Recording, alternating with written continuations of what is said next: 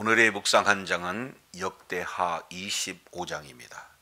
오늘 또 생명의 말씀과 기도의 능력으로 천국을 실감하는 은혜가 있기를 원합니다. 역대하 25장 이 내용은 아마샤의 그러한 신앙 그리고 아마샤의 통치의 전반적인 내용이 소개가 되고 있습니다. 25장 1절 내용을 통해서 보면은 아마샤가 왕위에 오를 때 나이가 25세였다. 그리고 29년을 통치했다 하는 내용이 소개되고 있죠. 자, 그런데 2절 내용을 통해서 보면은 아마샤 평생의 그 평가를 2절에는 뭐라고 말씀하고 있습니까? 여호와께서 보시기에 정직하게 행하기는 하였으나 온전한 마음으로는 행하지 아니하였더라. 그러니까 이 아마샤의 전반기 통치와 그리고 아마샤의 후반기 통치는 다르다는 거죠. 그래서 전반기는 그나마 여호와 보시기에 정직하게 행하는 것으로 시작을 했는데 마지막은 그렇지 않다는 거죠. 온전한 마음으로는 행하지 않았다. 이런 평가가 이렇게 소개가 되고 있습니다. 자, 그렇다면 어떨 때 정직하게 행하고 어떨 때 온전한 마음으로 행하지 않았는가? 먼저 정직하게 행하는 그런 내용이 3절 4절 기록되고 있습니다. 3절 그의 나라가 굳게 섬에 그의 부왕을 죽인 신하들을 죽였으나 이제 왕 위에 오르고 그리고 이제 나라가 굳게 지금 선 상태가 되죠. 그랬을 때 먼저 했던 내용이 그의 아버지 요아스가 전쟁에 나가서 그 신하들에 의해서 배반을 받게 되고 죽임을 당하게 되잖아요. 그런데 바로 그 부왕 요아스를 죽이는 신하들을 바로 죽이지는 못했어요. 그러나 왕권이 강화되고 이제 나라가 안정세가 되었을 때 먼저 했던 내용은 그 부왕을 죽인 신하들을 죽였다. 지금 이렇게 표현을 하고 있습니다. 자, 그런데 여기에서 4절 내용을 통해서 보면은 그들의 자녀들은 죽이지 아니하였다는 거죠. 왜 죽이지 않았는가? 그 이유를 설명하기를 이는 모세의 율법책에 기록된 대로 함이라. 곧 여호와께서 명령하여 이르시기를 자녀로 말미암아 아버지를 죽이지 말 것이요 아버지로 말미암아 자녀를 죽이지 말 것이라. 오직 각 사람은 자기 죄로 말미암아 죽일 것이라 하였다. 이렇게 지금 말씀을 하고 있습니다. 그래서 이 말씀은 신명기 24장 16절 이 말씀을 이렇게 소개하고 있어요. 아비는 그의 자식들을 인하여 죽임을 당치 않을 것이요 자식들은 그 아비로 인하여 죽임을 당치 않을 것이라. 각 사람은 자기 죄의 죽임을 당할 것이라. 자, 이 내용은 에스겔서 18장 20절 이하 자세히 기록을 하고 있는 것을 보게 됩니다. 그러면 여기 아마샤는 초창기 이러한 그 통치 가운데 아버지를 죽인 신하를 죽였어도 자녀를 죽이지 않는 그 근거가 모세의 말씀을 잊지 않았다는 것, 그리고 그 모세의 말씀대로 이렇게 순종했다는 것, 이 내용들을 이렇게 살펴볼 수가 있습니다. 반면 2절 다시 봅니다. 이 여호와 보시기에 정직히 행하기는 하였으나 온전한 마음으로 행하지 않았다. 그러면 어떤 것이 온전한 마음으로 행하지 않았는가? 5절 이하 내용에 이렇게 한 가지의 특정적인 사건을 소개를 하고 있죠. 자, 5절 보겠습니다. 아마샤가 유다 사람들을 모으고 여러 족속을 따라 천부장과 백세장을 세우되 유다 그리고 베냐민을 함께 그리하고 20세 이상으로 계수하여 창과 방패를 잡고 능히 전쟁에 나갈 만한 자 30만 명을 얻고 그랬습니다.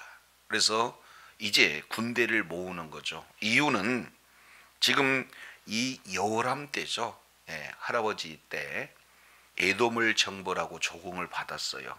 그런데 그 할아버지 여호람이 이제는 우상을 섬김으로 말미암아 에돔이 이제는 이런 반역을 일으켜서 조공을 그치게 됩니다. 그래서 오늘 아마샤는 이 에돔을 정벌을 하기 위해서 군대를 소집하기는 했지만 많은 군대를 소집할 수가 없었던 거죠. 30만 명에 불과해요. 자, 그래서 6절입니다. 또 은 100달란트로 이스라엘 나라에서 큰 용사 10만 명을 뭐 했다 그랬습니까? 고용했다. 용병을 이제 많은 그런 어떤 돈을 이렇게 지급하고 용병을 지금 이렇게 모집을 하고 있는 것을 보게 됩니다. 이것은 전쟁이 하나님께 속해 있으므로 전적으로 하나님을 의지하기보다는 인간적인 그런 어떤 의지에 의해서 인본주의적인 내용으로 인해서 지금 용병을 구하고 있는 그런 어떤 상황이 되어지죠. 자, 이랬을 때 하나님께서는 하나님의 사람을 보내서 아마샤에게 이렇게 책망하고 있는 것을 보게 됩니다. 7절에 어떤 하나님의 사람이 아마샤에게 나와서 이르되 왕이여 이스라엘 군대를 왕과 함께 가게 하지 마옵소서. 여호와께서는 이스라엘 곧 온 에브라임 자손과 함께 가지 아니하시나니 이렇게 지금 경고하고 있습니다. 이제 왕은 인간적인 방법으로 용병을 구했지만 용병을 구한 계약을 파기하세요. 왜냐하면 여호와께서는 그 북이스라엘과 함께하지 않습니다. 이렇게 지금 말씀을 하고 있습니다. 잘 아시겠지만은 북이스라엘은 처음부터 마지막 왕까지 하나님의 말씀에 순종하기보다는 우상 숭배의 길을 걸었지 않습니까?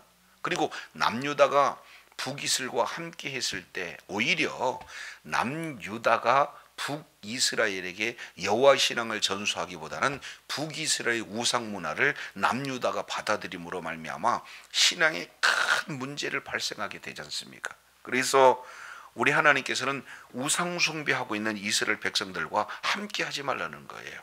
그래서 이 하나님의 사람을 보내서 지금 계약을 파기할 것을 지금 말씀을 하고 있죠. 자, 그러면서 8절 왕이 만일 가시거든 힘써 싸우소서. 하나님이 왕을 적군 앞에 엎드려지게 하시리다. 하나님은 능히 돕기도 하시고 능히 패하기도 하시나니 지금 이렇게 말씀을 하고 있습니다. 자, 그러면은 지금 현재 눈에 보이는 현실과 그리고 눈에 보이지 않지만 하나님의 말씀 이 사이에 갈등하고 있는 아마샤를 볼 수가 있습니다. 그 마음이 9절에 고스란히 드러나죠. 아마샤가 하나님의 사람에게 이르되 내가 100달란트를 이스라엘 군대에게 주었으니 어찌할까.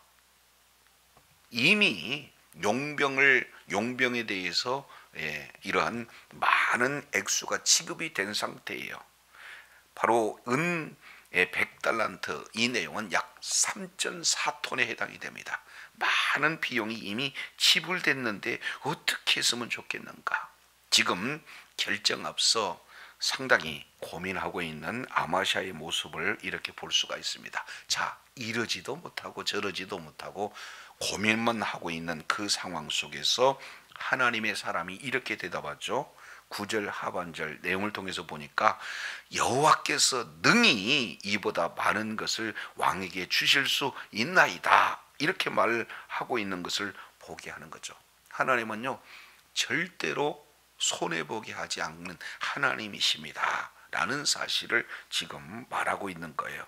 자, 그래서 이제는 손해보지 않게 하시겠다 하는 그 내용을 듣고서야 이제 고민하지 않고 결정을 내립니다. 자, 10절 아마샤가 이에 에브라임에서 자기에게 온 군대를 나누어 그들의 고향으로 돌아가게 하였더니 그 무리가 유다 사람에게 심히 노하여 분연히 고향으로 돌아갔더라.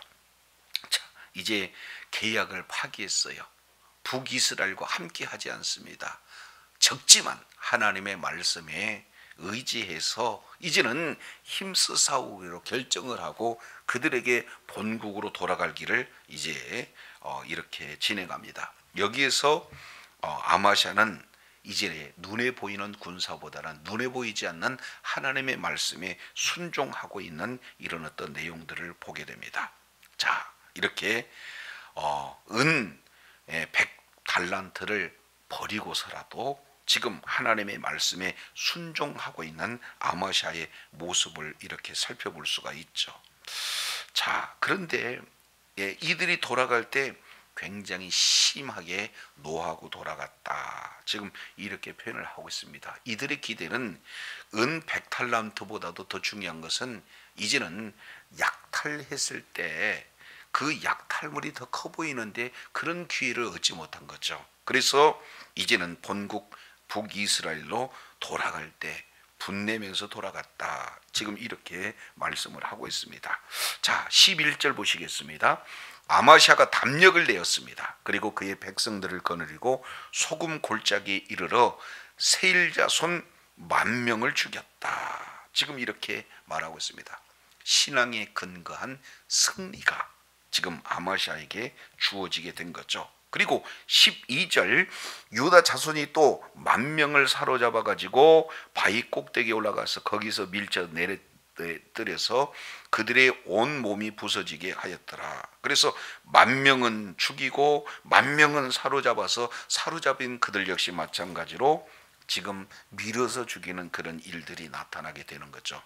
대승을 거둔 장면입니다.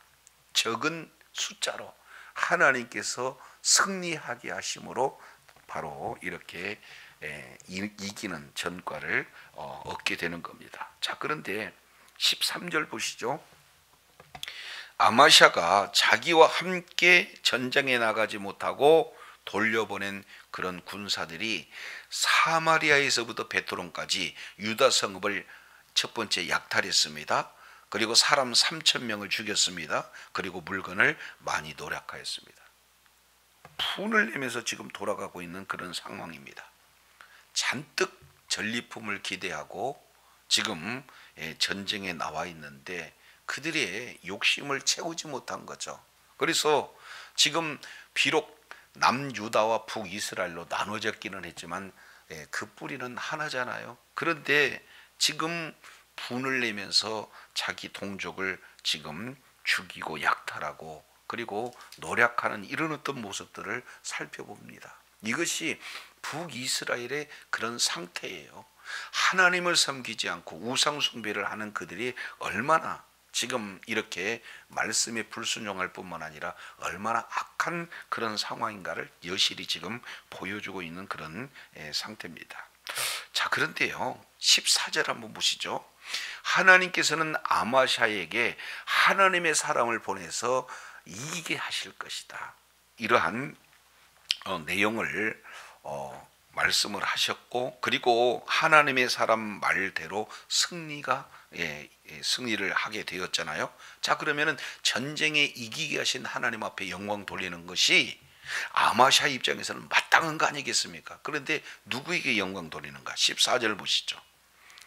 아마샤가 에돔 사람을 죽이고 돌아올 때에 세일 자손, 그 세일 자손의 신들을 가져와서 자기 신으로 세우고 그것들 앞에 경배하며 분향한지라. 지금 얼마나 정신 나간 일을 하고 있는지를 여기에 잘 보여주고 있습니다. 자기가 에돔 사람을 지금 멸하고 돌아온 거 아니겠습니까? 그러면 과거에는 신들과 신들의 전쟁입니다. 그러면 이런 내용으로 보면은 여호와 하나님께서 이기게 하셨으니까 여호와 하나님 앞에 영광을 돌려야 맞는데 자기가 정복한 나라의 그 신을 자기 신으로 삼았어요. 그리고 그 신 앞에 경배한다? 얼마나 어리석은 그런 일들을 진행하고 있는가요? 이것은 바로 눈에 보이는 그런 어떤 화려한 그런 어떤 신들의 마음을 뺏긴 그런 모습이 드러나게 되는 겁니다.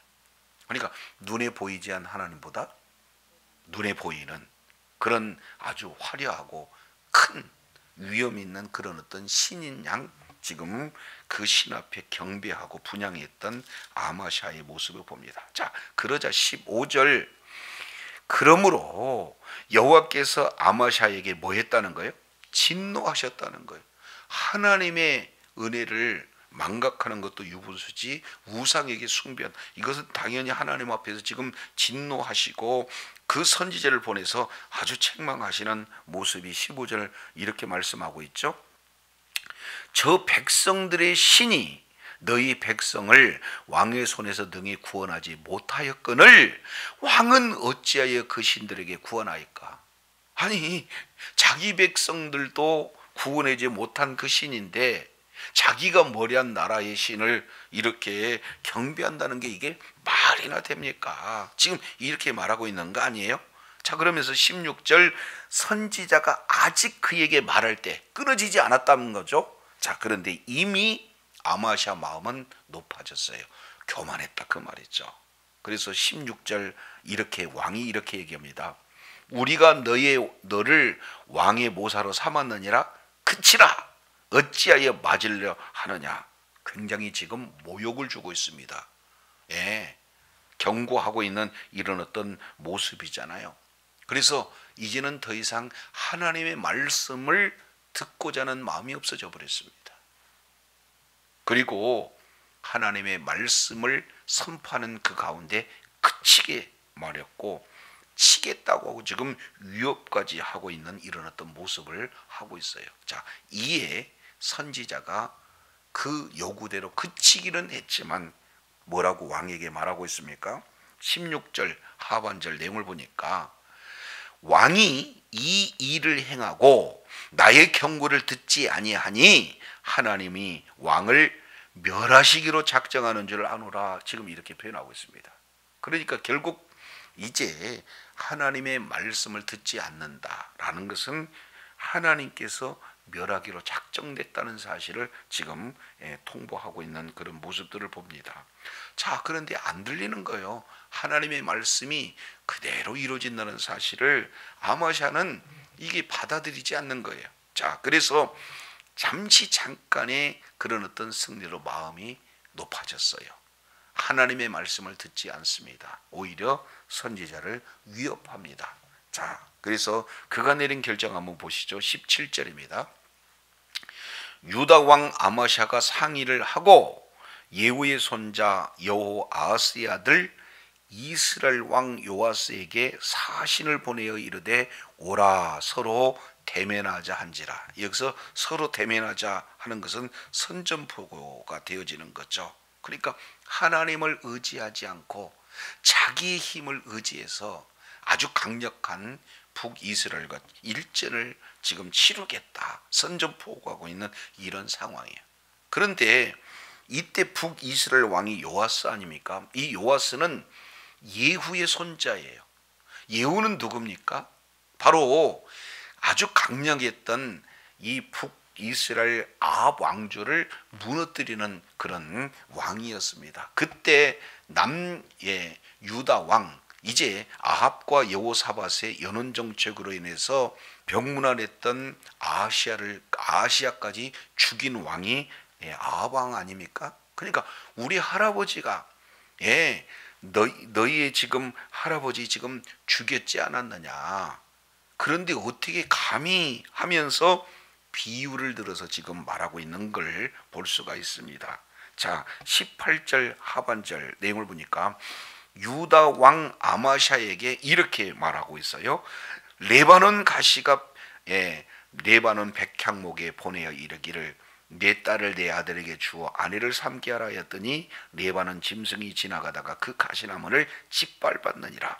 내가 에돔 사람을 쳤다고 하고 내 마음이 교만하고 자극하도다. 내 궁예나 편히 거하라. 어찌하여 화를 자취하여 너와 유다를가 함께 망하고자 하느냐. 자, 그래서 이제는 지파가 북이스라엘은 이제 10개 지파고 남유다는 2개. 그잖아요.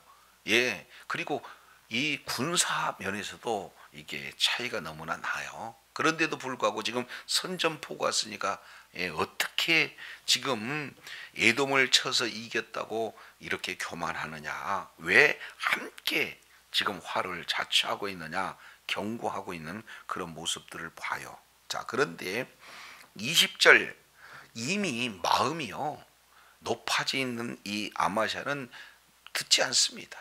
여호와의 사자의 말도 듣지 않고, 그리고 이 북이스라엘 왕의 말도 듣지 않아요. 그래서 20절 아마샤가 듣지 아니하였으니 이는 왜 듣지 않았는가 설명을 하나님께로 말미암은 것이라. 그들이 에돔 신에게 구하였으므로 그 대적의 손에 넘기라 하심이라. 그렇습니다. 결국 이기게 하시는 하나님 앞에 영광 돌리기보다는 자기가 멸한 그런 에돔 신을 섬기는 그것이 바로 이제는 하나님께서 멸하기로 작정하셨기 때문에 아주 들리지 않는 이런 어떤 모습들을 잘 이렇게 보여주고 있습니다. 자, 글귀와 22절 내용을 통해서 보니까 결국에 유다는 이스라엘 앞에 패합니다. 장막으로 도망하게 되어지죠. 자, 이랬을 때 23절 이스라엘 왕 요아스는요, 유다 왕 아마스를 이제 사로잡아 갑니다. 그리고 예루살렘을 다 지금 헐어버립니다. 파괴시키고, 그리고 24절 내용을 보니까 왕궁 재물을 다 취합니다. 사람들을 포로로 잡아갑니다. 자, 그래서 결국에는 사마리아로 돌아가요. 자, 그랬을 때 25절에 이스라엘 왕 요아하스의 아들 요아스가 죽은 후에도 유다 왕 요아스의 아들 아마샤가 15년간 생존하였다. 지금 이렇게 표현하고 있습니다. 하나님께서는 지금 아마샤에게 대패를 하고 15년 동안 생존하는 이 기간은 하나님께서 지금 어떠한 기회를 주고 있습니까? 회개할 수 있는 기회를 주고 있는 거예요. 자, 그래서 27절입니다. 회개하지 않았다는 거죠. 왜냐하면 아마샤가 돌아서서 여호와를 버린 후로부터 예루살렘에서 무리가 그를 반역하였으므로, 그가 라기스로 도망하였더니 반역한 무리가 사람을 라기스로 따라보내어 그를 거기서 죽이게 하고 그의 시체를 말에 실어다가 그의 조상들과 함께 유다 성읍에 장사하였더라. 지금 이렇게 표현을 하고 있습니다. 결국에 배반을 당해서 죽임을 당하고 있습니다. 그의 아버지 요아스가 그의 신하들의 배반을 당해서 죽인 것과 똑같이 아마샤 역시 마찬가지로 이제 그러한 예루살렘의 그런 어떤 반역으로 인해서 죽임을 당하고 있는 이런 어떤 모습을 보게 됩니다. 그 내용을 25장 2절 한마디로 여호와 보시기에 정직하게 행하기는 하였으나 온전한 마음으로 행하지 않았다. 이 결과를 지금 잘 보여주고 있는 것을 우리가 25장을 통해서 살펴보게 됩니다. 이제 마음이 전적으로 하나님께 향하지 않고 때로는 눈에 보이는 신, 때로는 욕심을 따라, 때로는 이제 높아지는 그런 어떤 이 자기 자신의 결정, 이런 내용으로 이런 큰 그 결과가 수치스러운 왕으로, 그리고 욕심 부리다가 더 많은 것들을 약탈당하고, 그리고 이제 사람들마저 포로로 끌려가는 이런 신세로 전락하고 있는 모습들을 우리가 살펴보게 되어집니다. 자, 이제 야고보 기자는 두 마음을 품지 마라. 두 마음을 품은 그런 자에게는 모든 일에 정함이 없다. 지금 이렇게 말하고 있습니다. 온전히 주님께 이제 온전한 마음으로 하나님의 말씀에 순종하고자 할 때 하나님께서 이제는 숫자와 관계없이 전쟁은 여호와께 속하므로 하나님께서 이기게 하신다라는 사실을 볼 수가 있습니다. 그래서 아마샤가 초창기 정말로 하나님의 말씀대로 순종을 해서 이제 그 자녀들을 죽이지 않았던 그런 어떤 모습이 전성기예요. 자, 그러나 시작은 이렇게 좋은 편이지만 그 인생의 그 사역의 후반부는 이렇게 하나님의 말씀을 전적으로 순종하기보다는 환경을 따라가고 욕심을 따라가는 그 결과 얼마나 비참한 환경이 나타났는가를 우리가 생각해 보면서 저도 여러분도 두 마음을 품지 않고 하나님도 섬기고 재물도 섬기는 어리석은 자리가 아니라 전적으로 하나님을 의지함으로 말미암아 먼저 그의 나라와 그 의를 구할 때 이 모든 것을 더해 주시는 하나님의 그런 어떤 도우심으로 하나님의 인도하심을 따라 끝까지 우리 하나님께 의로운 병기로 쓰임 받고 하나님이 기쁨이 되어지고 하나님 앞에 존귀하게 쓰임 받는 복된 자리에 있어야 될 줄로 믿습니다. 기도하겠습니다. 하나님 아버지, 아마샤는 이제 하나님의 말씀을 따르고자 할 때 여호와 보시기에 정직하게 행했으나 그러나 그 후반부는 온전한 마음으로 드리지 못하는 그런 모습들을 이렇게 보이게 되어집니다. 그래서 결국에 하나님께서 이기게 하신 그런 승리를 오히려 이방신에게 영광을 돌리는 어리석은 일을 자행하고 그리고 견고한 선지자를 위협하며 모욕을 주는, 그래서 이제 하나님의 말씀에 불순종으로 말미암아 얼마나 큰 참혹한 그런 대가를 치렀던가 오늘 말씀을 통해서 다시 한번 일깨워 주셨사온즉 이제 우리가 욕심을 통해서 이제 눈으로 보이는 현상으로 마음을 뺏기지 않고 온 마음을 다해 주의 말씀에 순종하는 자리에 있음으로 말미암아 이제 처음도 과정도 그리고 마지막 이제 끝까지 의로운 병기로 쓰임받는 주의 사랑하는 자녀들이 다 되어지도록 은혜를 베풀어 주시옵소서.